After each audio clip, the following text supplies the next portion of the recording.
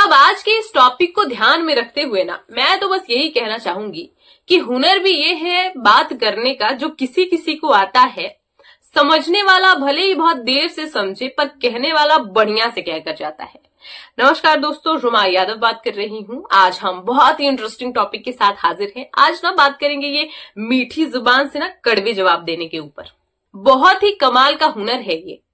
जो भी इंसान मीठी जुबान से कड़वे जवाब देने का हुनर अपने अंदर रखते हैं ना, अदा अपने अंदर रखते हैं ना, उसी पे ये जग फिदा हो जाता है। मतलब कि आप इस लैंग्वेज से ना किसी की बेइज्जती भी ना बहुत इज्जत के साथ कर सकते हो। और अगला कंफ्यूज हो जाता है कि महत्व में बेइज्जती को दूं या इज्जत को दूं। कहने का सिंपल सा यही मतलब कि अगले ने अपनी बात कह भी दी और हमारे रिश्ते के बीच ना कुछ अनबन भी नहीं हुआ। हम कंफ्यूज हो गए, लेकिन हमने सुन भी लिया और हम रिएक्ट भी क्या करें हमें समझ नहीं आया। अब मैं ऐसा क्यों कह रही हूं कि ये हुनर आप अपने अंदर लाइए। आखिर मीठी जुबान से कड़वे जवाब देने के क्या दिन आ गए हमारे। अब अक्सर ऐसा देखने को मिलता है ना कि इंसानी जीवन में एक दूसरे से खटास बनना ना बहुत नॉर्मल हो गया है। ये झगड़े, लड़ाइयां, बैर बहुत कॉमन हो गए हैं। राह चलते, सफर करते कहीं ना कहीं कोई ना कोई किसी ना किसी से ना उलझा ही हुआ है। अब ये उलझन ना समय अनुसार बढ़ते ही चला जाता है। पीढ़ी दर पीढ़ी इन उलझनों का शिकार होते चली जाती है।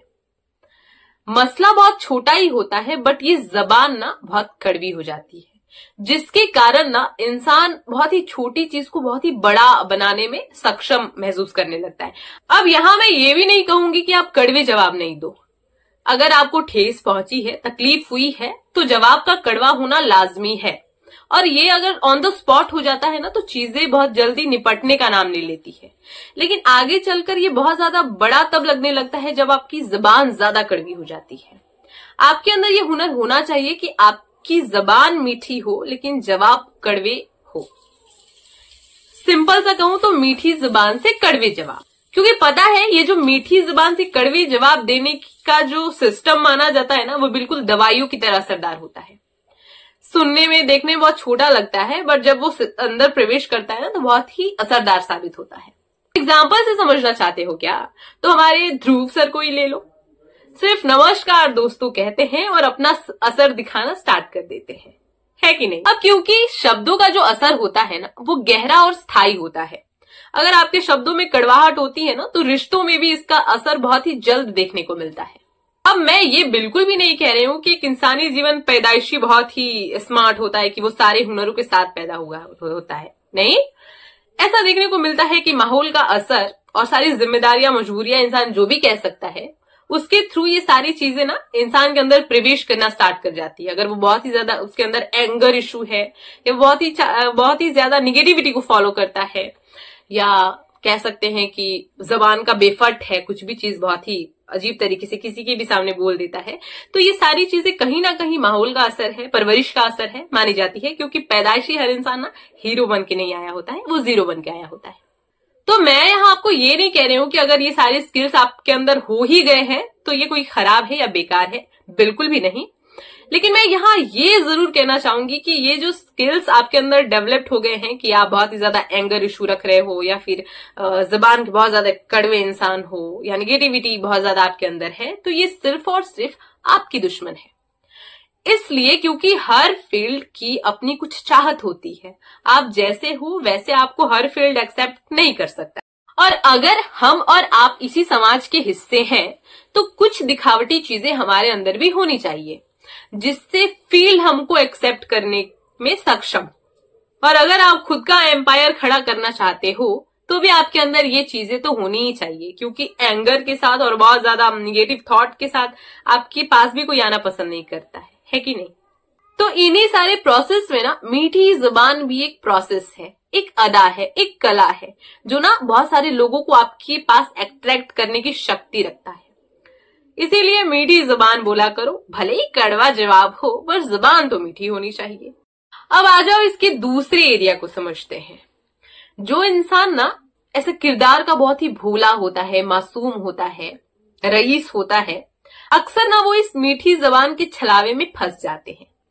क्यों? क्योंकि अब इस हर मीठी जुबान से कड़वे जवाब देने का मतलब पॉजिटिविटी को थोड़ी ना दर्शा रहा है। शातिर लोग अक्सर ही बहुत ही मीठा मीठा बोलकर ना सब कुछ तीखा करके चले जाते हैं।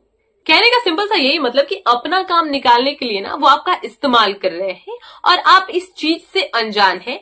आप उसके मीठी जुबान की छलावे में फंसते चले जा रहे हैं। क्यों? क्योंकि आप एक बहुत ही नेक दिल इंसान है, अच्छे इंसान है, भोले इंसान है। अब लाइफस्टाइल में मौजूद ना इस पहलू को भी समझना बहुत ज्यादा जरूरी है, ताकि कोई आपके भोलेपन का फायदा ना उठाकर चला जाए।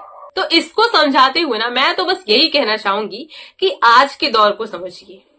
आज के दौर में ना बहुत ही रेयर पर्सन ही ऐसा मिलेगा जो बहुत लोगों का सोचकर चलता हो, नहीं तो हर दूसरा इंसान ना आपको फ्रॉड ही मिल रहा है। हर दूसरे इंसान के अंदर ना छल है, कपट है। वो कहीं ना कहीं आपसे आगे निकलना चाहता है, आपकी तरक्की से उसे जलन होती है। तो ये सारी चीजें इंसान में है, ये आप में भी है, ये मेरे अंदर भी है। तो आप इस चीज को समझिए कि अगर आपके पास कोई बहुत ज्यादा ऐसे चापलूसी कर रहा है या बहुत आपको ऐसे पकड़े हुए जकड़े हुए बहुत मीठी मीठी चीजें बोलते जा रहा है अपना काम निकलवाने के लिए, तो उस एरिया को समझिए कि आखिर क्यों कोई मेरा इतना केयर कर रहा है, कोई क्यों मेरा इतना ज्यादा ऐसा सपोर्ट कर रहा है। मतलब केयर और सपोर्ट मैं यहाँ कुछ अलग बोल गई। I mean, कोई क्यों मेरा इतना चापलूसी कर रहा है। कहा जाता है कि लोभ देने से ना नौकर अक्सर बिगड़ते हैं, क्योंकि ये वो दौर है जहां हर पिछला ना अगले से भी आगे निकलना चाहता है। तो अपना फायदा देखने के लिए इंसान अगले को कुचल कर भी आगे जाने में ना कोई ऐसा बहुत शर्मनाक नहीं महसूस करता है। ये सारी चीजें आज के दौर में बहुत ही ज्यादा नॉर्मल हो गई हैं। तो इसीलिए आप अगर बहुत ही स्वीट है, बहुत ही भोले हैं, बहुत ही मासूम दिल के इंसान है, तो भी इस पहलू को समझकर चलिए कि हर इंसान अगर आपके प्रति बहुत ही ज्यादा लॉयल होता जा रहा है, आपको ऐसा दिख रहा है कि यार ये तो बहुत ज्यादा, तो कहीं ना कहीं वो एक छोटी सी चीज छुपी होती है जो पकड़ना बहुत ज्यादा जरूरी है। तो खैर दोस्तों, आज के इस वीडियो को मैं यहीं स्टॉप करना चाहती हूँ। बहुत ही मजेदार टॉपिक था, मैंने रैंडम लिखना स्टार्ट किया एंड अपनी ओपिनियन को यहाँ पर शेयर करने का काम किया। वीडियो पसंद आता है तो कमेंट बॉक्स में अपनी भी कुछ राय लिख सकते हो, टॉपिक सजेस्ट कर सकते हो। आज के लिए बाय बाय, कल मिलते हैं।